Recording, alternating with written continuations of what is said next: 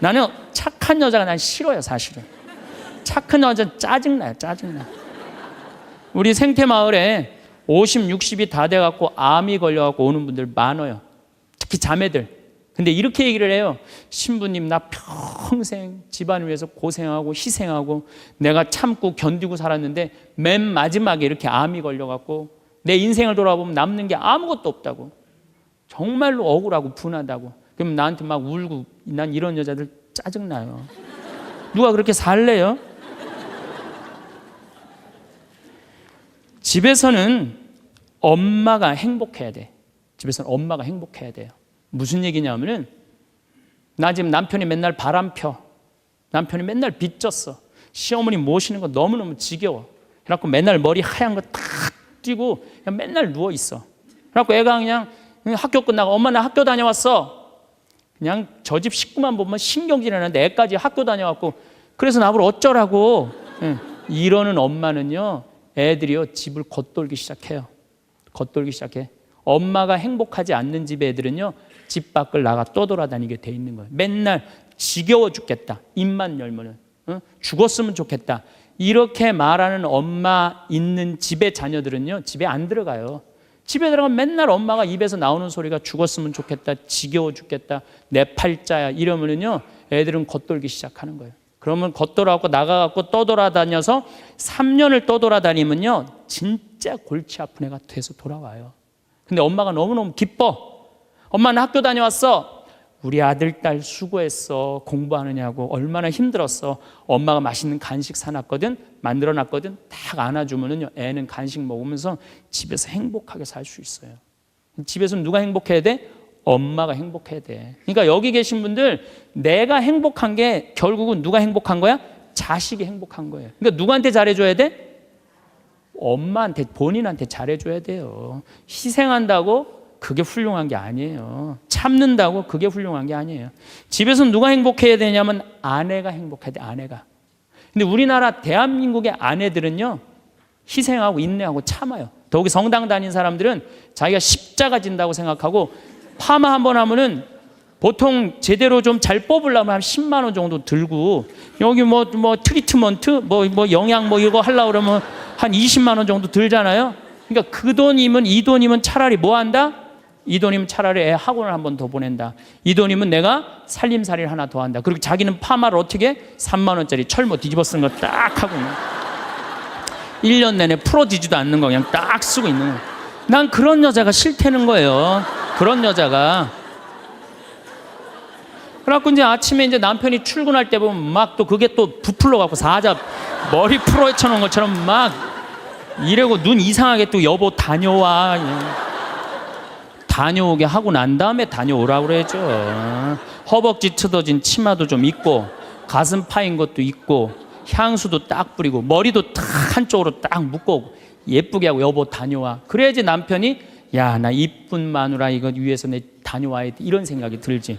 그냥 머리는 뭐 그냥 이래고 그냥 잠도 그냥 개슴치레하고 다녀오라고 그러면. 근데 또 대한민국 남자들은 착해요.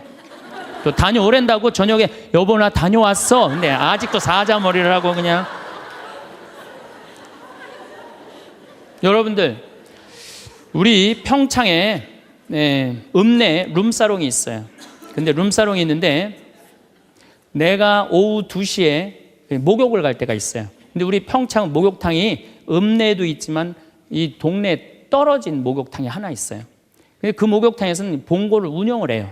시골 사람들 42개리가 있거든요. 그러니까 시골 사람들이 목욕하려고 그러면 전화하면 봉고 가서 데리고 와요. 근데 거기 아가씨들도 전화하면 우리 그 목욕탕이 봉고를 가지고 데리고 와요. 내가 목욕 2시에 갈 때 그 아가씨들이 같이 봉고를 타고 들어올 때가 있어요. 내릴 때 보면은요 정말로 저런 여자들하고 무슨 술 맛이 나갖고 술을 먹을까 이런 생각이 들어요. 하여튼 밤새 술 먹고 그래서 겨우 이제 정신 차리고 나오니까 이상하잖아요. 나도 이제 목욕탕 들어오고 그 아가씨들도 목욕탕 들어가. 그런데 목욕이 끝나고 그 아가씨들이 꾸미고 나오면요 들어갔던 아가씨들이 아니에요. 얼마나 예쁜지요. 술이 확 땡긴다니까 그 아가씨들 보면은. 여기 계신 여러분들도 본인한테 조금만 투자하면은, 본인을 조금만 가꾸면은 참 예쁠 거예요.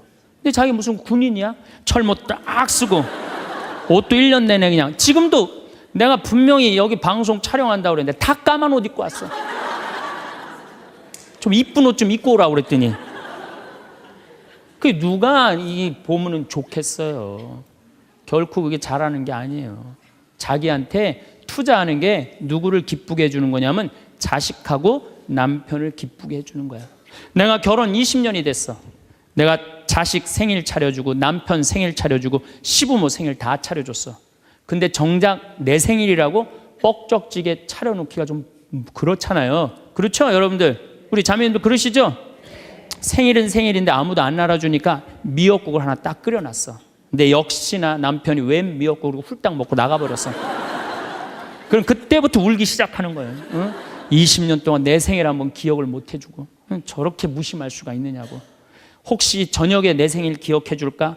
저녁에 그날따라 술이 떡이 돼갖고 들어왔어.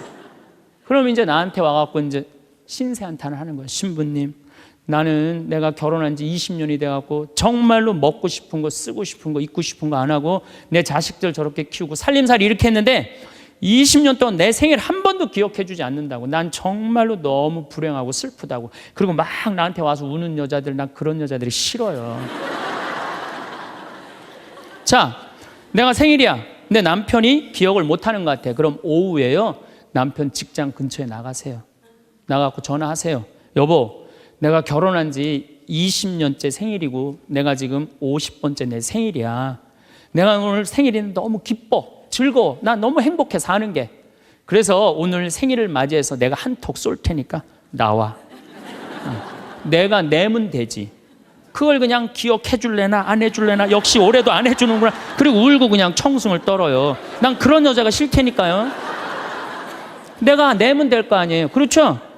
내가 멋있게 내면 될 거 아니에요. 무슨 돈으로 애 휴학시키고 학교 무슨 학교야. 엄마 생일도 모르는 놈 대학 보내서 뭐해요. 그렇지 않겠어요? 결혼 25주년이 됐어. 10주년도 까먹더니 20주년도 까먹더니 25주년은 기억해 줄래나. 한 달 전부터 계속 기다리는 거. 혹시 결혼 기념일 뭘 해줄까. 근데 역시 그날도 그냥 넘어갔어. 나한테 와갖고 신부님, 난 결혼 25주년 동안 한 번도 기념일을 선물을 받아본 적이 없다고. 그럼 막 눈물 흘리는 그런 여자들이 난 싫어요. 결혼 25주년인데 남편이 기억을 못하는 것 같다. 그럼 어떻게 하시면 돼요? 여보, 내 결혼 25주년인데 이번에 제주도가 7대 경관으로 뽑혔대. 내가 예약해놨거든. 일주일 동안 다 다음 주 휴학 휴가 내. 같이 갔다 오자. 내가 내면 되지. 내가 내면 되지 않겠어요? 근데 자기를 위해서 투자하는 걸 나쁘다고 생각해요. 그리고 20년 동안 인상을 쓰고 사는 거예요. 그리고 그 집을 전부 어둡게 만드는 거예요. 집에서는 누가 행복해야 돼? 아내가 행복해야 돼. 아내가 행복해야 돼요. 집에서는 누가 행복해야 되냐면은 며느리가 행복해야 돼. 며느리가 스트레스를 받고 남편한테 스트레스를 받고 자식한테 스트레스를 받으면요, 시부모는요 더 미치는 거예요. 뭐가 기쁘다고 시어머니를 모시겠어요. 그러니까 여기 있는 우리 형제님들, 내가 남은 인생 이게 참 안 죽는 게 문제예요. 옛날에는요 평균 연령 46세 때는요 조금 못 살아도, 남편이 속색여도, 시부모가 힘들게 해도 다 참고 살았어요. 왜 참고 살았는지 아세요? 몇 년만 참으면 죽을 거니까. 몇 년만 참으면 죽을 거니까 다 참고 살았어요. 요즘은 참고 살아도 50부터 110살까지 60년을 어떻게 참고 살아요. 뭔가 긍정적인 문제를 해결을 하고 행복하게 살아가야죠. 그러니까 집에서는 누가 행복해야 되냐? 며느리가 행복해야 돼. 그러니까 여기 있는 형제님들은 누구 행복만 책임지면 행복하냐면 마누라, 아내, 집사람만 행복하게 해주면요, 여러분들 일생은, 남은 생은 전부 편안해요. 남은 생은. 그래서 집에서는 이제는 21세기는 누가 행복해야 되냐면 여자가 행복해야 돼. 여자가 행복해야지 모두가 행복한 시대가 오는 시대가 됐다는 얘기예요. 여러분들 월세 살고 전세 살 때 꿈이 뭐예요? 나는 17평 아파트라도 내 이사 안 다니고 내 집 하나 가졌으면 원도 한도 없겠다. 그래갖고 정말로 열심히 돈을 모아갖고 17평짜리 아파트를 샀어. 방 2개짜리인데 너무 좋은 거야. 이제 이사 안 다녀도 되니까. 그래갖고 쓸고 닦고 그냥 그 방 2개 그냥 빛이 번쩍번쩍 나요. 그렇게 행복하게 사는데 갑자기 친구가 차미슬 아파트 32평짜리 아파트 이사간 친구가 나 이 32평 아파트 샀다고 집들이 한다고 오라 그래갖고 그 집에 딱 갔는데 이런 우리 집 17평이 그 집 베란다에 들어가게 생긴 거야. 그때부터 기뻐요, 안 기뻐요? 안 기뻐요. 이때부터 목표가 바뀌어요. 17평에서 뭘로 바뀌어요? 32평으로 바뀌어. 그래갖고 그냥 허리띠를 졸라매. 제일 만만한 게 뭐야? 교무금이야. 7만 원 내던 거 그냥 3만 원으로 딱 줄이고 열심히 그냥 한 10년을 모았어. 10년을 모았는데 모아갖고 경남 아파트 32평 샀어. 32평 사갖고 그냥 너무 행복한 거야. 근데 이 32평에는 안방에 샤워실도 있고 화장실도 있는 거예요. 온 세상을 다 얻은 것 같아. 그냥 너무 행복한데 아니 친구가 천당역 분당에 50평짜리 아파트 샀다고 초대를 하네. 거기 가보니까 우리 집 32평이 어디에 들어가게 생긴 거예요? 그 집 거실에 들어가게 생긴 거야. 우리가 이 세상을 살면서요 욕심을 부리다 보면은요 항상 기쁘지 않아요. 세상적인 욕심은요 채워도 끝이 없어요. 그래서 바다는 채워도 사람 욕심은 못 채운다는 거예요. 여기 계신 분들 혹시 난 지금 너무 괴로워, 내가 사는 게 힘들어. 뭐 때문에 힘드느냐면 지금 현실이 힘든 게 아니에요. 여러분들 욕심이 너무 많아서 힘든 거예요. 이유는 다른 거 하나 없어요. 그런데 우리가 목표가 하늘나라인 사람, 나는 이 세상적인 게 날 좀 실망시킨다 하더라도, 이 세상적인 출세를 좀 못했다 하더라도 나의 최종 목표는 하늘나라다. 정말로 아름다운 꽃이 있고 아름다운 사람들이 있고 성모님이 있고 하느님이 있고 예수님이 있고 오늘 채칠야 성녀 같은 그런 정말 아름다운 분들이 있는 그곳에 내가 간다라는 희망을 가진 사람은요 이 세상적인 게 날 좀 실망시킨다 하더라도 항상 기쁘게 살 수 있어요. 그런데 이 세상에 욕심만 부리다가 하느님 믿지도 않고 하늘나라에 대한 희망을 두지 않는 사람은 마지막에 빈털터리로 갈 수 있다는 얘기입니다. 데살로니가 전서 5장 16절에 나와 있어요. 항상 기뻐하여라. 끊임없이 기도하여라. 어떤 처지에서든 감사하여라. 여러분들 어때요? 세상 사는 거 기쁘세요? 안 기쁘세요? 기뻐요? 근데 항상 기뻐요? 그게 문제예요. 성서에는 뭐라고 나왔어요? 항상 기쁘라고 그랬어요. 우리가 80평생을 산다고 보면은 일을 하는데 26년을 쓴대요. 일을 하는데 잠을 자는데 한 23년을 쓴대요. 그걸 밥 먹는데 6년을 쓴대요. 그 다음에 사람 기다리는데 6년을 쓴대요. 그리고 텔레비전 보는데 10년을 쓴대요. 근데 너무 기뻐갖고 막 웃으면서 그 기쁨을 만끽하는 거는 22시간 3분밖에 안 된대요. 80평생에. 항상 기쁜 게 아니야. 항상 기쁜 게. 근데 성서에는 항상 기쁘라고 그랬는데 우리는 22시간 3분밖에 안 기쁘단 말이에요. 저는 오늘 우리 여기 신부님 왔는데 파리나무 십자가 합창단 여기 온다며요. 오늘 완전히 하루 만에 완전히 매진됐다고 그러더라고요. 역시 비전동 대단한 비전 있는 본당이라 역시 틀려요. 그런데 나는 더 놀란 게 뭐냐면은 파리나무 십자가 합창단이 세계 최고예요. 그런데 우리 전 신부님이 여기 평택 데리고 합창단 꼬마아이들 합창단 해놨다며요. 얘네들 음도 잘 못 맞춘대요. 그런데 그 무대에 얘네들을 세우겠다는 거예요.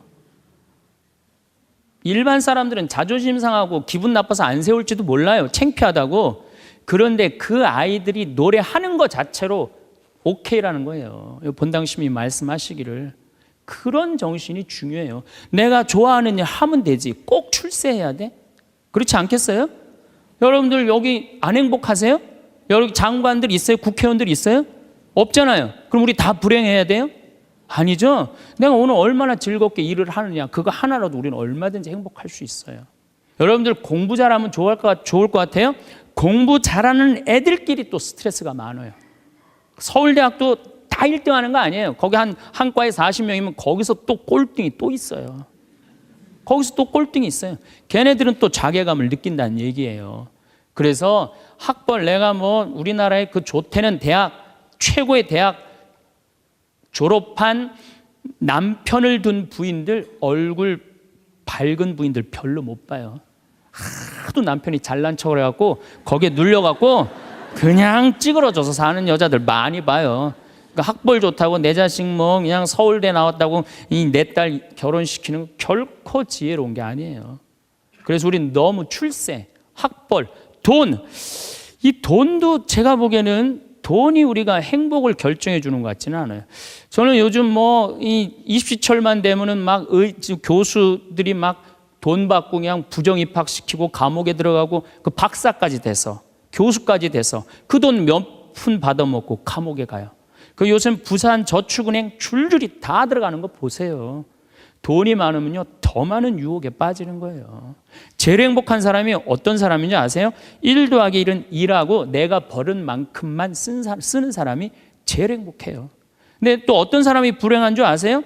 자기가 번 걸 쓰지도 못하고 죽는 사람들 많아요. 보면 9개 번 사람은요 10개 채우려고 1개 더 모으려고요 9개 손도 못 대고 죽는 사람들 많아요. 99개 가진 사람은 100개 채우려고 99개 쓰지도 못하고 죽는 사람들 많아요. 돈은요 제가 지난번에도 강의를 했듯이 내가 쓴 것만 내 돈이에요. 내가 쓴 것만. 살아오면서 여러분 이제까지 살아오면서 여행 다니고 맛있는 거 먹으러 다니고 성당 봉헌하고 여기 이 땅 사는데 위대한 일 하신 분들 땅값 내고 이것만 내 돈이에요. 내가 여기 비전동에서 제일 열받을 때가 언제였느냐면은 IMF 때 여기 내가 있을 때 터졌거든요. 근데 우리 교우들 20억 30억 날라간 교우들 많아요 여기 안에. 근데 술이 취해갖고 나한테 와갖고 뭐라는 줄 알아요? 신부님 이렇게 망할 줄 알았으면은 하루아침에 날릴 줄 알았으면 성당에 봉헌이라도 많이 할 걸. 내가 이 성당에서 내가 그 경험을 했다니까. 제일 열받는 거야. 다 잃어버리고 후회하지 말고 언제 해요? 있을 때 하세요. 있을 때. 그러니까 여기 지금 땅 산 거 열심히 봉헌하세요. 돈이 나를 행복하게 하는 건 아니에요. 또 우리나라 사람들은 외모를 너무 따져. 외모를. 이 4가지가 우리나라 사람들이 기쁘지 않는 이유 중에 하나래요. 그래갖고 그냥 텔레비전 보면 그냥 저는 요즘 나이를 먹어서 그런 게 아니라 연예인을 구분을 못 하겠어요. 다 그놈이 그놈 같고 그 여자가 그 여자 같아요. 다 똑같이 생겼어. 어떻게? 그런데 얼굴 잘생긴 남자들 여러분들 같이 살아보는 여기 자매님들 어때요? 속 끓어요 안 끓어요? 끓어요. 얼굴 남자 얼굴은요 그저 둥글둥글하니 투실투실하니 그냥 후덕한 그런 얼굴이 제일 좋은 거예요. 잘생겨봤자요 바람이나 피고 골치 아파요. 또 여자 얼굴 이쁘면은 그거 피곤해요. 이 남자 저 남자 찝쩍찝쩍 거려서. 얼굴은 그저 나같이 씹다 뱉은 수제비 같이 생긴 게 제일 좋은 거야. 제일 좋은 거예요. 우리가 이 출세 학벌, 돈, 외모만 매달리지 않고 나 생긴 대로만 사는 사람은요 너무 즐겁게 살아요. 우리나라 직업 행복 지수 1등이 사진작가예요. 사진작가. 사진 찍는 사람들이 제일 행복하대요. 자연 다니면서 마음껏 세상을 다 담을 수 있잖아요. 얼마나 좋아요. 그러니까 여러분들 내가 원하는 일을 지금부터 찾아서 하라는 거예요. 여러분들 쉽게 안 죽어요. 여러분들 앞으로 지금 50대신 분들 손 들어 50대신 분들 손 들어보세요. 나 50 넘었다. 여러분들 앞으로 60년 남아있어요. 60년 동안 밥 먹고 자고 이 일만 할 수 없어요. 내가 원하는 일을 하다 죽어야 돼. 원하는 일을 하다 죽어야 돼. 지금부터 그 일을 찾아 나서야지 여러분들 행복해요.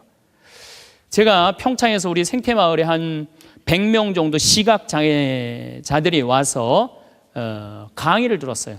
근데 그냥 강의를 너무 재밌게 듣는 거예요. 그래서 당신들 뭐가 그렇게 재밌느냐 그러니까 신부님 우리는 눈에 뵈는 게 없어서 행복해야 되는 거예요. 눈에 뵈는 게 없어서. 여러분들 우리는요 그분들은 눈에 뵈는 게 없어서 행복하다 그러는데 우리는 왜 안 행복하냐면 너무 보는 게 많아서 불행한 거예요.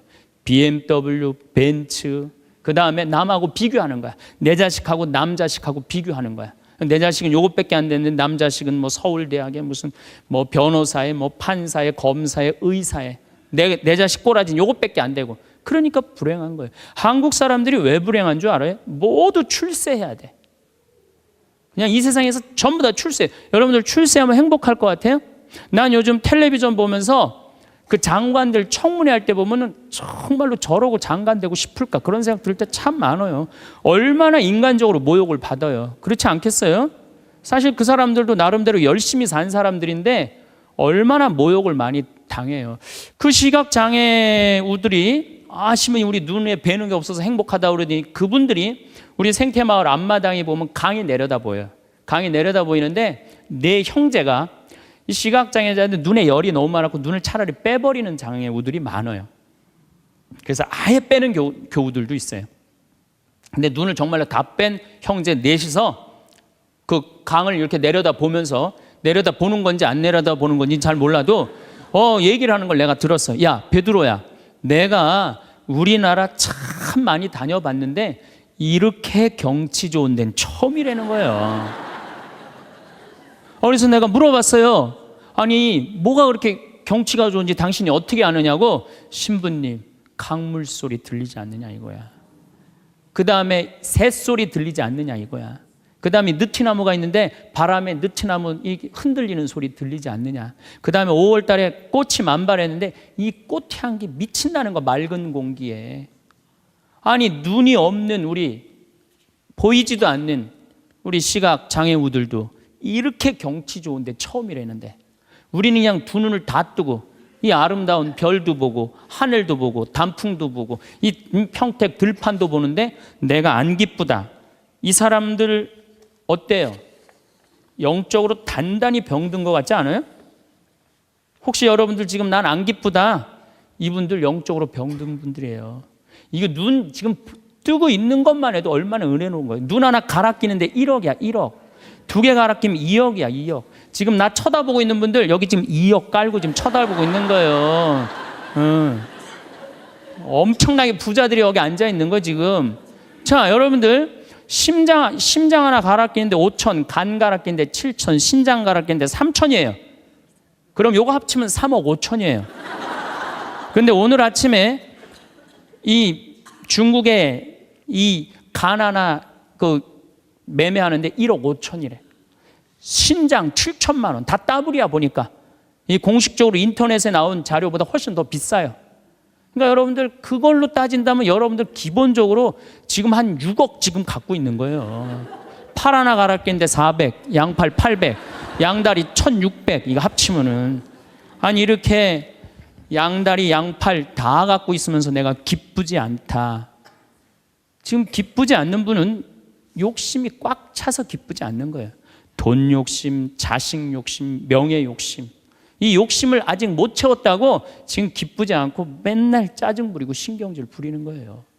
지금 이렇게 건강한 몸으로 지금 집에서 여기 성당까지 걸어 오셨다. 여러분들은 무조건 행복해야 되고 기뻐야 돼요.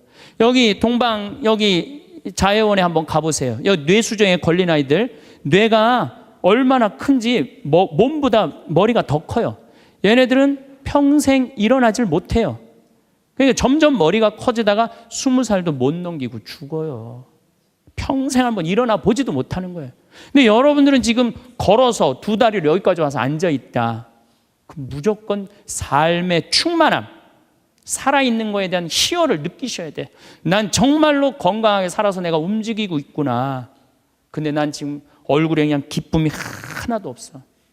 이분은 뭔가 영적으로 병이 든 분이에요. 치료가 필요해, 영적으로. 그럼 어떤 사람이 기쁘냐 하면은 긍정적인 사람이 기뻐요. 부정적인 사람은 기쁘지 않아요. 세상을 삐딱하게 보는 분들은 안 기뻐요. 보면은 장사 안 돼도 대통령 탓, 고수톱 안 돼도 대통령 탓, 내가 이렇게 지질이 못 사는 것도 부모 탓, 다 남 탓하는 사람은요 기쁠 수가 없어요. 남 욕하는 사람은 행복하지가 않다는 거예요. 그래서 항상 긍정적으로 말해야 돼. 경제학자 파레토라는 사람이 있는데, 이 사람이 개미들 있죠, 개미들이 참 부지런한 곤충이잖아요. 그래갖고 개미를 관찰을 해봤어요. 그랬더니 개미들이 100마리가 왔다 갔다 하는데 놀랍게도 먹을 걸 물고 왔다 갔다 하는 거는 20마리밖에 안 된대요. 나머지 80마리는 그냥 왔다 갔다 하는데 그냥 아무것도 안 하고, 그래갖고 너무 신기해갖고 요 20마리를 또 모아갖고 또 100마리를 만들어 놓으니까 처음에는 다 물고 왔다 갔다 하더니 조금 지나더니 20마리만 먹을 걸 물고 왔다 갔다 하고 나머지 80마리는 그냥 왔다 갔다 하는데, 어느 공동체나 열심히 일하는 사람은 20%예요. 나머지 80%는 그냥 왔다 갔다 하는 거예요. 성당도 똑같아요. 성당도 보면은 성당 와서 미사해설하고, 나 오늘 저녁 너무너무 맛있게 먹었는데 저녁 준비하고 뭐 성당에서 봉사하는 사람은 20%고 나머지 80%는 그냥 왔다 갔다 하는 거야, 가방 들고. 근데 본당 신부가 그 20%에 초점을 맞추느냐 80%에 초점을 맞추느냐에 따라서 본당 분위기는 하늘과 땅 차이예요. 80% 그냥 왔다 갔다 하는 사람 맨날 욕해. 당신들 그래갖고 천당 가겠느냐, 당신들 그렇게 살아서 예수님한테 상 받겠느냐, 맨날 욕먹어. 그러면 20%, 열심한 20%가 무슨 생각을 하냐면, 나는 뭐야? 난 정말 집안일도 다 뒤로 하고 하느님 일 이렇게 열심히 하는데 칭찬 한 번도 받은 적이 없어. 그럼 그 사람들 기운 빠져요. 성당 분위기 쫙 떨어지는 거예요. 그런데 그 20% 당신들 때문에 우리 성당 움직인다, 당신들은 하느님이 보내준 천사다, 정말로 고맙다, 이러면 20%가 으쌰으쌰 해갖고 신나게 움직이면은 나머지 80%도 얼떨결에 따라오는 거예요. 이게 바로 성당 분위기예요. 긍정적인 면을 강조하느냐 부정적인 면을 강조하느냐 엄청난 차이가 나요. 여러분들 남편들 100% 마음에 들어서 데리고 살아요? 한 20%만 마음에 들어도 데리고 사는 거예요. 술은 안 먹지 않느냐, 때리지는 않지 않느냐, 월급은 제때제때 갖다 주지 않느냐. 만약에 마음에 안 드는 80%만 맨날 말하면요, 그 부분은 못 살아요. 긍정적인 걸 보는 거 중요한 거예요. 내가 여기 비전동에 5년 있다가 경기도 광주 능평성당이라는 데를 갔어요. 저 개인적으로는 이 비전동이 사실은 우리 수원교구에서도 최고의 본당이라고 자부를 해요. 교우들도 정말로 착하고 말 잘 듣고. 근데 딱 갔더니 여기는 우리 박건순 신부님이 딱 저조소 했는데 거기 가보니까 아무것도 없어. 그냥 성당은 천막에다가 옆은 콘테이너에다가 바닥은 맨 흙이야. 그리고 그냥 바닥에 흙에서 막 원추리 붓꽃이 막 피는 거야. 제대 꽃꽂이가 필요 없어. 알아서 펴주니까. 갔는데 분당 요한성당에서 500명을 주고 경기도 광주에서 100명을 주고 경기도 죽전성당에서 150명을 줬어요. 750명이야. 딱 갔는데 안 그래도 성당도 허접한데, 아니 그 죽전에 사는 그 교우들이 우리 쪽으로 주교님이 발령을 냈단 말이에요. 이제 능평성당으로 가라고. 근데 거기서 전화가 왔어요. 교우들이, 신부님 우리가 이제까지 죽전성당 짓느냐고 그렇게 애를 썼는데 또 신설성당으로 우리 집으로 가라고 그러더니 이 말이 됩니까? 자기네들끼리 회의를 했는데 안 오기로 결정을 했대요. 자, 제가 그 안 온다는 150명하고 싸웠을 것 같아요? 안 싸웠을 것 같아요? 안 싸웠어요. 왜? 그분들 와봤자 더 골치 아파요. 더 골치 아파요. 그래서 오지 말으라고 그랬어요. 근데 나한테 600명이야. 근데 우리 이 능평성당은 이 버스를 타고 이 능평 교우들이 분당으로 나가면은요, 버스 한 번이면 가요. 근데 우리 성당으로 오려면 2번을 갈아타야 돼. 그러니까 교우들이 다 분당으로 나가는 거예요. 미사 참여 이제 딱 150명이 오는 거, 150명이 주일날. 내가 여기 떠날 때 주일날 여기 1,700명이 왔거든요. 내가 막 떠날 때 여기가 주일날. 1,700명 맨날 하다가 150명 오니까 이건 사람도 아닌 거예요. 숫자가 너무 좋더라고요. 그래갖고 미사 딱 11시 미사 한 대니까 미사 끝나면 맨날 돼지를 한 마리씩 잡는 거예요. 맨날 돼지를 먹는 거야. 맨날 내가 내면 총회장이 내고, 총회장이 내면 부회장이 내고 돌아가면서. 그때는 돼지가 한 마리에 15만 원밖에 안 했거든요. 또 내가 가정방문 다니면 막 개 키우는 집에 있으면 뭐 이런 걸 키우냐고, 먹자고 그냥. 잘 아실 거예요, 내가 얼마나 좋아하는지. 그래갖고 그냥 맨날 성당 마당에서 불을 지펴놓고 맨날 먹는 거야. 그런데 놀랍게도 우리 성당 마당이 분당으로 나가면요, 마당이 보여요. 그 분당 미사 참여 나가는 교우들이 맨날 성당 마당에서 그냥 불이 지글지글 일어난단 말이야. 저게 뭔가 하고 교우들이 자꾸 하나 둘씩 오기 시작하는 거예요. 점점 교우들이 느는 거예요. 근데 이 1년이 지났는데 죽전에서 안 오겠다는 교우들이 전화가 왔어요. 자기네들이 회의를 했는데 오기로 결정을 했대요.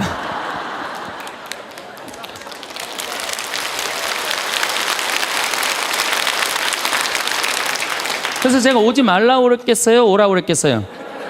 대환영이라고. 그래서 오라고 떠났던 교우들이 다 오는데 교우들이 1000명이 됐어요. 1년에. 근데 또 이제 아파트가 조금씩 들어가고 2년 만에 2000명이 됐어요.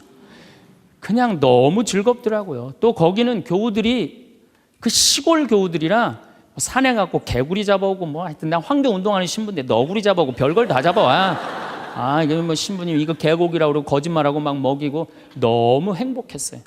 그 예수 부활 대축일 끝나고 사순절 끝나고 예수 부활 대축일 미사 끝나고 난 다음에 숫자가 조금이니까 엠마오를 가도 회장단하고 안 가고 본당 교우들 다 가자. 우리 그땐 또 IMF 망해갖고 노는 사람이 너무 많았어요. 다 가자니까 너무너무 좋아하는 거야. 내가 애들한테 물어봤어요. 초등학교 중고등학교 애들한테 야 니네들 지금 학교 가는 게 중요하냐? 예수님 부활해갖고 지금 우리 엠마오 가는데 엠마오 가는 게 중요하냐? 그랬더니 애들이 엠마오 가는 게 중요하다는 거예요. 야외 학습 신청해. 그래갖고 엠마오 100명씩 데리고 평창에 놀러 가고.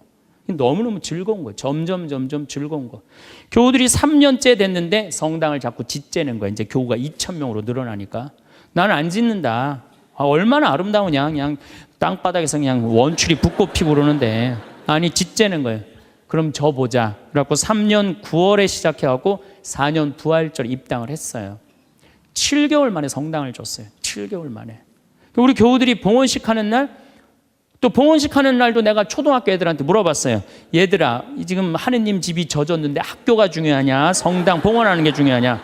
성당 봉헌하는 게 중요하대요. 그래서 니네들 오후 2시에 봉헌시니까 오전에 학교 갔다가 조퇴 다 하고 와라. 애들이 조퇴하고 100명이 왔어. 100명이. 수요일 날 봉헌식을 했는데 그 교우들이 그래. 우리가 언제 이렇게 성당을 줘서 봉헌을 했느냐고. 나는 사목 목표가 고객 만족이 아니라 고객 기절이에요. 교우들이 기절할 때까지 나는 한다. 그래서 여러분들 여기 어른들 바닷가 갔던 거 생각나요? 700명? 가서 그냥 3박 4일 동안 기절하면서 놀았잖아요. 근데 그때도 내가 이루지 못한 일을 여러분들이 올해 우리 전 신부님이랑 저 앞에 땅 사신 거 너무 대단한 거예요. 기쁨은요 모든 일이 일어나는 거예요. 그러니까 교우들이 기절한 상태에서 너무 행복하니까 자기 주머니에서 돈 나가는지도 모르고 막 내는 거예요. 깨보니까 성당이 젖은 거예요. 깨보니까. 기쁨은요 모든 일이 이루어져요. 분열이 있고 미움이 있고 징후가 있는 데는요 아무 일도 안 일어나지만은 기쁨이 있는 데는요 기적이 일어나게 돼 있는 거예요. 그래서 여러분들 우리가 기쁘게 사는 거는 아주 중요해요. 기쁘게. 그 어떤 사람이 기쁘냐? 긍정적인 사람이 기뻐요. 긍정적인 사람이. 성모님은 긍정적이셨을까요? 착했을까요? 성모님 100번 긍정적이에요. 처녀한테 천사가 나타났어. 마리아, 너 아이를 가질 것이다. 저는 처녀인데요. 아마 착한 여자였다면 이렇게 얘기했을 거예요. 아니 난 너무 지금 요셉이랑 약혼한 상태라 나는 요셉한테 미안해서 애 갖고 난 절대 결혼 못한다. 난 순수하고 깨끗하게 요셉한테 시집 가고 싶다. 그리고 우리 어머니 아버지 쓰러진다. 아니 그리고 왜 처녀한테 와서 그러느냐. 애 한 둘 셋 논데 가서 얘기해봐라. 분명히 그랬을 거예요. 근데 성모님은 굉장히 긍정적이셨어요. 당신을 통해서 인류의 구세주가 탄생한다 그러니까 이 몸은 주님의 종입니다. 그대로 저에게 이루어지기를 바랍니다. 한번 해보자는 거예요. 얼마나 적극적이고 긍정적이에요. 이렇게 적극적이고 긍정적이셨기 때문에 인류 구세주의 어머니가 된 거예요. 그래서 나는 긍정적인 여자가 좋지 난 착한 여자는 좋아하지 않아요. 성모님도 뭐라고 그랬어요?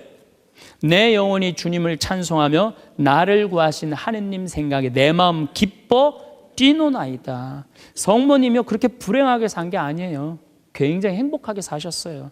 내 마음 기뻐 뛰논다. 그리고 인류의 구세주를 계속 키우셨는데 얼마나 행복하겠어요. 물론 마지막 날 아들 돌아가신 거 너무너무 마음 아팠지만은 금방 살아났잖아, 3일 만에. 그렇지 않아요? 근데 우린 뭐 통고의 어머니, 뭐 고통의 바다 이러는데, 내가 보기에는 성모님은요 굉장히 행복한 분이에요. 내 마음 기뻐 뛰논다 그랬잖아요. 또 성모님이 엘리사벳을 찾아갔을 때 엘리사벳이 뭐라 그래요? 주님의 어머니가 나를 찾아주시다니 이게 어찌된 일입니까? 내 태중에 있는 이 아기도 기뻐서 뛰놀았다 그래. 세례자 요한도 성모님의 어머니가 오니까 이게 얼마나 생동감 있는 찬양이에요. 성서에는 슬픈 것만 있는 게 아니라는 거예요. 기쁨이 너무 많다는 거예요. 결정적으로 우리가 예수님을 십자가상의 예수님만 생각하는데 그렇지 않다는 거예요. 요한복음 13장에 보면 예수님이 제자들의 발을 씻어줘요. 발을 씻어주고 난 다음에 마지막 유언을 해요. 뭐라고 유언을 하냐면은 나는 포도나무요 너희는 가지로다. 너희들이 정말로 내 옆에 붙어 있으면은 많은 열매를 맺을 것이다. 내 곁에 떠나지 말아라. 나하고 하나가 됐으면 좋겠다.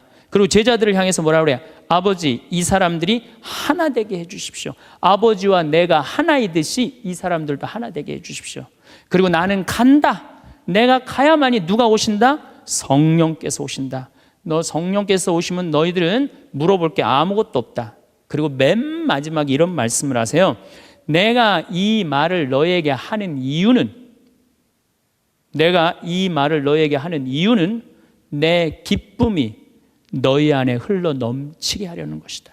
자, 예수님이 제자들의 발을 씻어줬어요. 최후에 만찬을 했어요. 그리고 마지막 유언을 했어요. 유언 맨 끝에 뭐라고 그랬냐면 내가 이 말을 하는 이유는 내 기쁨이 너희 안에 흘러 넘치려는 것이다. 지금은 고통의 시간이 다가오지만은 나중에 마지막 날에 하늘나라의 문이 열리면 너희들은 물어볼 것도 아무것도 없고 그 하늘나라를 얻었다는 기쁨에 너희들 가슴이 터질 것이다. 그러니까 여러분들 내가 구원받았다는 확신이 있는 사람들은요 이 세상 힘들어도 이 세상이 좀 나를 실망시킨다 하더라도 내가 마지막에 하느님 아버지 집에 간다라는 확신이 있다면 어떨 것 같아요? 항상 기쁠 수 있어요. 항상 기쁠 수 있어요. 근데 여러분들이 지금 어디에 욕심이 꽉 차 있느냐면은 이 세상에 욕심이 꽉 차 있는 거예요. 그렇기 때문에 여러분들이 참 신앙인이 못 되는 거예요. 신앙의 기본은 기쁨이다. 그래서 사도 바오로가 저는 항상 기뻐하여라 이 말 굉장히 심오한 얘기 같아요. 그러고 난 다음에 끊임없이 기도하여라. 이거 아주 또 중요한 얘기죠. 여러분들 어떠세요? 우리 천주교 교우들 기도 참 열심히 해요. 근데 무슨 기도를 열심히 하느냐면 간구 기도를 너무 열심히 해. 이 미사 지향을 내가 우리 생태마을에 뭐 피성 참 1년 내내 많이 와요. 구역장님, 반장님들, 뭐 노인대학, 레지오, 뭐 별 개인, 프레스티움, 별 단체가 다 와요. 정말 열심한 사람들이 우리 생태마을에 오세요. 근데 미사 지향을 보면은요 기가 막혀요. 전부 뭐냐면은 대학 입시 합격해달라는 거, 그 다음에 딸 결혼시켜달라는 거, 그 다음에 딸 애 생기게 해달라는 거, 임용고시 합격하게 해달라는 거, 그 다음에 전세 나가게 해달라는 거, 월세 나가게 해달라는 거, 지금 분쟁이 걸려있는데 분쟁 잘 되게 해달라는 거, 이런 게 미사 지향이에요.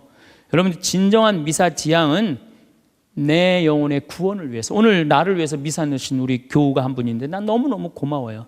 나를 위해서 미사를 넣어야 돼요. 근데 우린 너무너무 간구 기도가 많아. 간구 기도를 자꾸 하느님께 드리다 보면은 내가 신앙이라는 건 내가 하느님의 뜻을 실천하려고 신앙생활하는 거예요. 근데 간구 기도를 자꾸 하다 보면은 나중에 보면 하느님이 내 뜻을 실천하고 있어. 하느님이. 그러니까 내가 하느님의 종이 아니라 누가 내 종이 돼 있어? 하느님이 내 종이 돼 있는 경우가 너무 많아. 하느님이 내 종이 돼 있는 경우가. 그 신앙이 올바르지 않아요. 여러분들 자녀들이 30살까지 키워놨어. 그랬더니 자녀가 와갖고 어머니 아버지 나 이렇게 30살까지 키워주셔서 너무 감사합니다. 차를 좀 그랜저로 바꿔드릴까요? 핸드폰을 좀 좋은 걸로 큰 걸로 바꿔드릴까요? 텔레비전 LED로 바꿔드릴까요? 집을 천당역 분당으로 옮겨드릴까요? 이런 자식은 토요일날 온다면 기다려져요 안 기다려져요? 기다려지죠? 근데 올 때마다 엄마 나 이번에 우리 애가 대학 들어가는데 엄마 학비 좀 대줘. 거기 땅 있잖아. 그거 팔아갖고 학비 좀 손자 학비 좀 대줘. 엄마 나 차 좀 바꿔줘. 엄마, 나 집 좀 강남으로 가게 좀 돈 좀 줘. 맨날 올 때마다 징징거리면서 달라고 그러는 자식. 엄마, 나 토요일 날 집에 갈게. 그럼 무서워요, 안 무서워요? 무섭죠? 하느님도 똑같아요. 이렇게 하면 눈 두 개, 콧구멍 두 개 그냥 다 주셨는데 여러분들이 묵주기도 9일기도 책 딱 펼치고 묵주 딱 붙잡으면요, 하느님이 깜짝 놀라는 거야. 이번 때 뭘 달라고 저게 또 9일기도 시작하나. 그렇게 많이 줬는데 헌금이나 많이 하면서 달라면 내가 이해를 해. 여러분들 1,000원짜리하고 10,000원짜리가 길 가다가 만났대요. 1,000원짜리가 10,000원짜리한테 물어봤대요. 너 요즘 어떻게 지내느냐? 그랬더니 10,000원짜리가 나 요즘 너무 바쁘다고, 한국 시리즈 야구 구경도 가야 되고 연극도 보러 가야 되고 갈비도 먹으러 다녀야 되고 여행도 다녀야 되고 교회도 다녀야 되고 너무 바쁘다고, 이 파리 나무 십자가 공연도 보러 가야 되고 너무 바쁘다고. 그러니까 10,000원짜리가 또 예의상 1,000원짜리한테 물어봤어요. 그러는 너는 어떻게 지내느냐? 그랬더니 1,000원짜리 하는 말이, 나는 사는 게 하나도 재미가 없어. 그날이 그날 같고 매일 똑같아. 뭐가 그렇게 그날이 그날 같은데? 그랬더니 1,000원짜리가 하는 말이, 나는 하는 일이라고는 성당 다니고 성당 다니고 또 성당 다니고 성당만 다녀 그러더래요.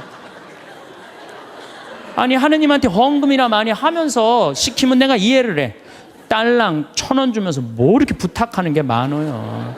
미사 예물도 그래. 내가 보면은 이렇게 10,000원짜리 미사 예물 넣고 막 10명씩 쓰는 사람들 많아요. 그 한 사람당 1,000원이야, 한 1,000원. 내 얘기가 아니야. 내 동창 신부 얘기예요. 내 동창 신부님 얘기, 송영호 뻘건이 신부님 얘기예요.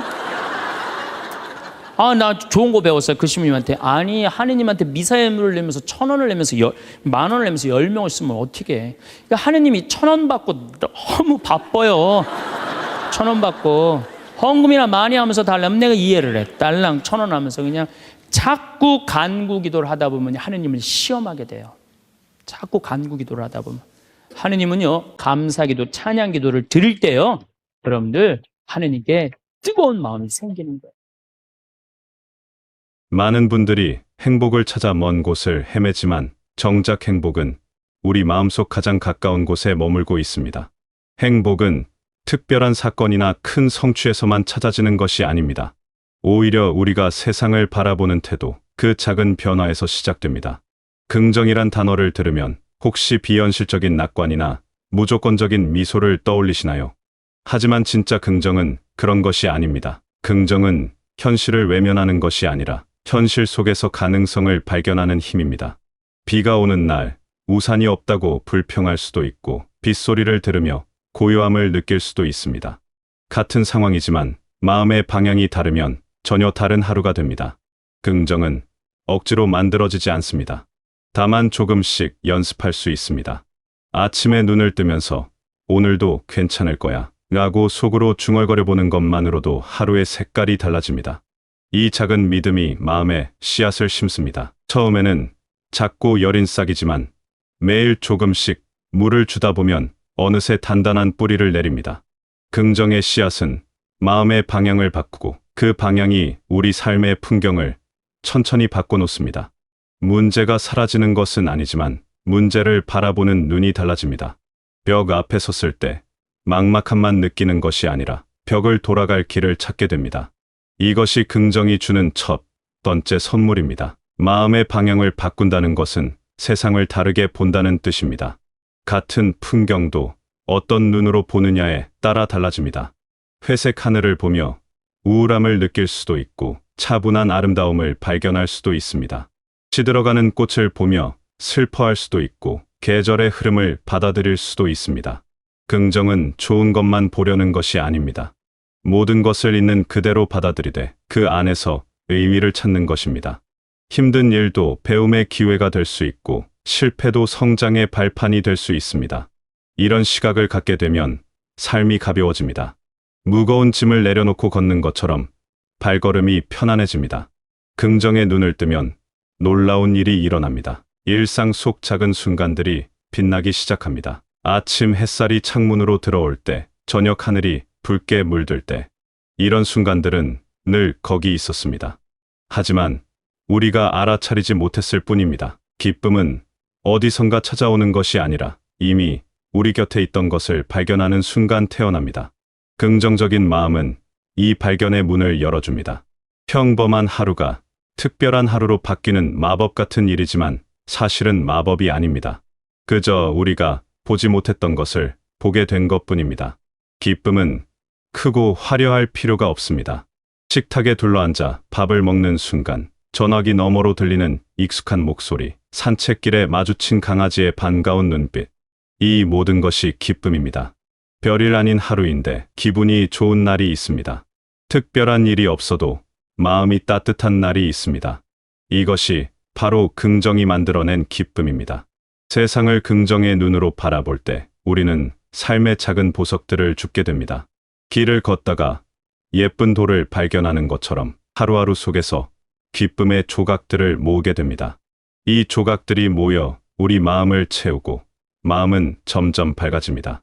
기쁨을 느끼는 능력은 훈련할 수 있습니다. 저녁에 잠들기 전 오늘 좋았던 일, 3가지를 떠올려 보는 것만으로도 충분합니다. 처음에는 떠오르지 않을 수 있습니다. 하지만 매일 반복하다 보면 하루 동안 좋은 일들을 자연스럽게 기억하게 됩니다. 마음이 좋은 것들을 찾는 법을 배우는 것입니다. 이것이 긍정과 기쁨의 관계입니다. 긍정은 기쁨을 발견하는 눈을 키워주고 기쁨은 우리 마음을 부드럽게 만들어줍니다. 딱딱하게 굳어있던 마음이 천천히 풀리고 여유가 생기고 웃음이 늘어납니다. 이 모든 변화는 조용하게 일어나지만 분명하게 느껴집니다. 우리는 종종 큰 기쁨만을 기다립니다. 특별한 날, 특별한 사건을 기대합니다. 하지만 삶은 특별한 날보다 평범한 날이 훨씬 많습니다. 평범한 날들을 그냥 지나보내면 인생의 대부분을 놓치는 것입니다. 오히려 평범한 날에서 기쁨을 찾을 수 있어야 합니다.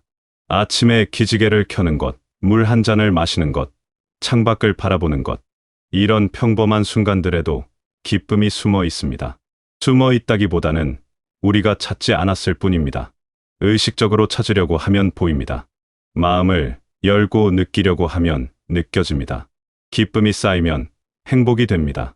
하루에 한 번씩 느끼는 작은 기쁨이 일주일이 되고 한 달이 되고 한 해가 됩니다.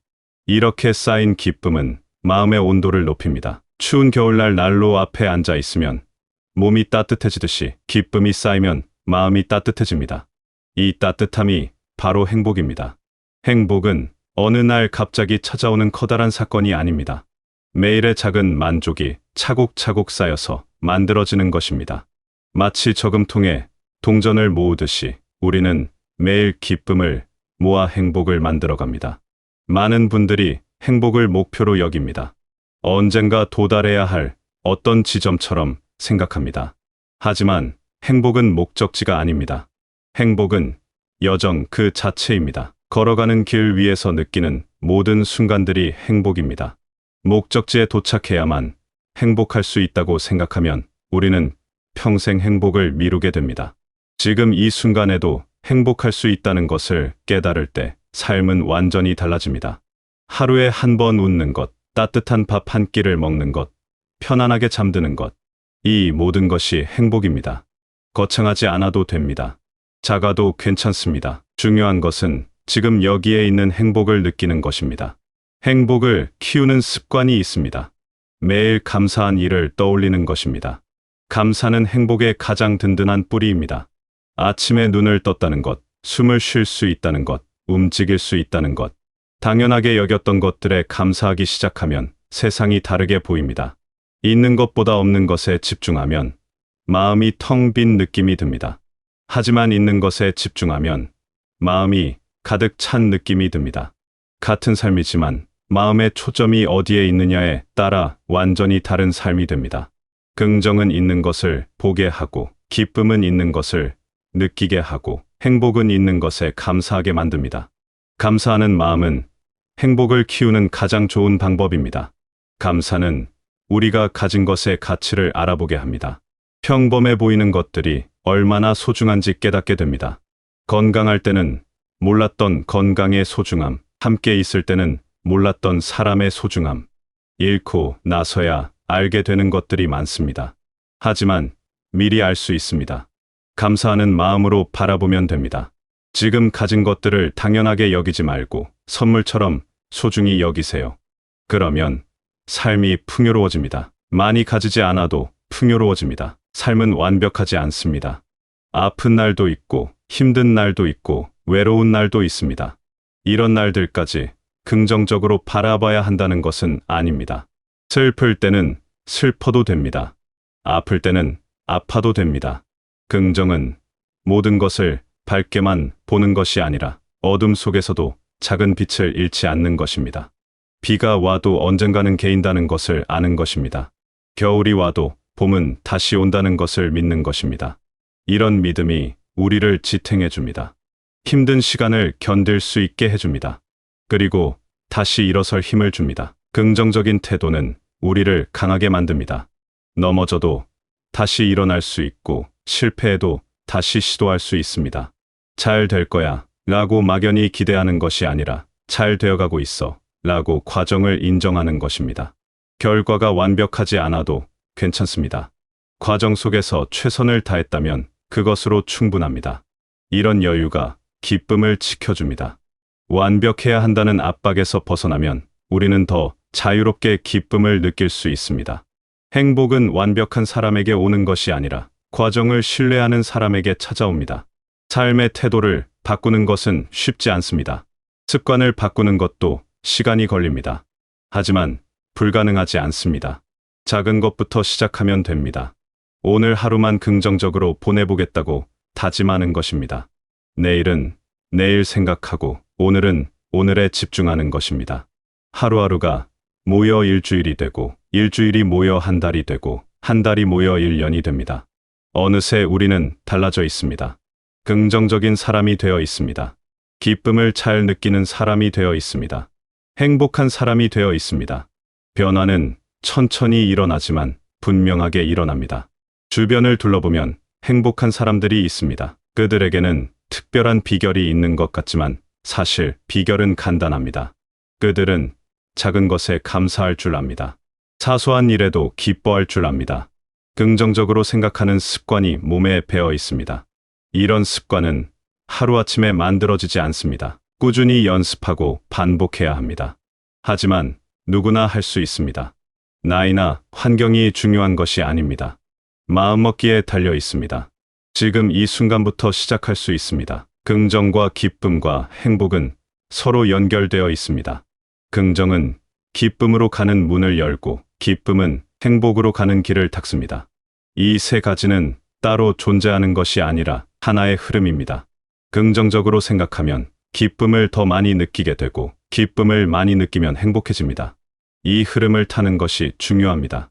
물살을 거스르면 힘들지만 물살을 따라가면 자연스럽게 흘러갑니다. 삶도 마찬가지입니다. 긍정의 흐름을 타면 저절로 기쁨과 행복이 따라옵니다. 이 흐름은 현재에 집중할 때 가장 잘 만들어집니다. 과거는 이미 지나갔고 미래는 아직 오지 않았습니다. 우리가 살 수 있는 시간은 오직 현재뿐입니다. 지금 이 순간에 집중하면 후회와 걱정이 줄어듭니다. 과거를 돌아보며 후회하거나 미래를 걱정하느라 현재를 놓치는 일이 없어집니다. 현재를 충실하게 살면 과거는 좋은 추억이 되고 미래는 희망이 됩니다. 모든 것은 지금 이 순간에서 시작됩니다. 지금 이 순간을 사랑하는 것이 행복의 핵심입니다. 특별한 일이 없어도 괜찮습니다. 평범한 하루라도 좋습니다. 이 순간을 있는 그대로 받아들이고 여기에 감사할 때 행복은 완성됩니다. 행복은 내일의 목표가 아닙니다. 오늘의 감사 속에 있습니다. 언젠가 행복해지겠다고 기다리는 것이 아니라 지금 행복하다고 느끼는 것입니다. 이것이 긍정이 가르쳐주는 가장 큰 진실입니다. 행복은 찾아야 하는 것이 아니라 이미 우리 안에 있습니다. 우리가 알아차리기만 하면 됩니다. 마음의 눈을 뜨면 보입니다. 행복은 멀리 있지 않습니다. 매일 아침 눈을 뜰 수 있다는 것, 따뜻한 밥을 먹을 수 있다는 것, 편안하게 쉴 곳이 있다는 것. 이 모든 것이 행복입니다. 화려하지 않아도 됩니다. 거창하지 않아도 됩니다. 작고 소박해도 충분합니다. 행복은 크기로 재는 것이 아니라 마음으로 느끼는 것입니다. 마음이 따뜻하면 작은 행복도 크게 느껴집니다. 마음이 차가우면 큰 행복도 작게 느껴집니다. 결국 행복은 마음의 온도입니다. 긍정은 행복을 찾는 법이 아니라 사는 법입니다. 긍정적으로 산다는 것은 매 순간 최선을 다하고 주어진 것에 감사하고 작은 기쁨을 소중히 여기는 것입니다. 이렇게 살다 보면 어느새 행복한 사람이 되어 있습니다. 주변 사람들도 여러분의 변화를 느낍니다. 얼굴이 밝아지고 목소리가 부드러워지고 마음이 넉넉해집니다. 이런 변화는 저절로 다른 사람들에게도 좋은 영향을 줍니다. 긍정은 전염됩니다. 한 사람의 긍정이 주변을 밝게 만들고 그 밝음이 다시 퍼져나갑니다. 삶은 여정입니다. 목적지를 향해 달려가는 것도 좋지만 가는 길을 즐기는 것이 더 중요합니다. 길 위에서 만나는 풍경, 스쳐가는 바람, 들리는 새소리, 이 모든 것이 여정의 일부입니다. 목적지에 도착하면 끝이 아닙니다.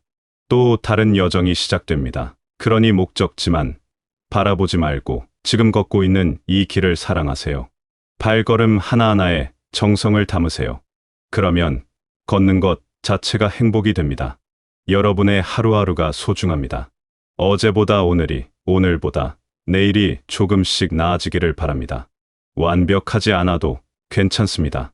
천천히 가도 괜찮습니다.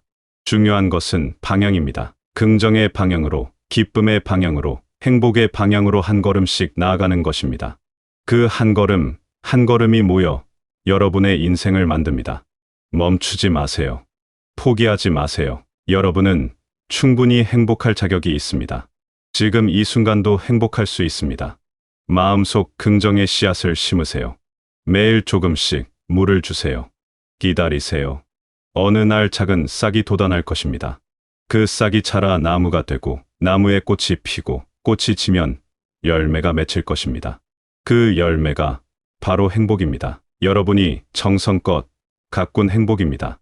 이 행복이 여러분의 삶을 가득 채우고 여러분의 마음을 따뜻하게 만들고 여러분의 하루를 빛나게 만들 것입니다. 오늘도 좋은 하루 보내시고 작은 기쁨들을 많이 발견하시고 그 기쁨들이 쌓여 큰 행복이 되시길 바라겠습니다.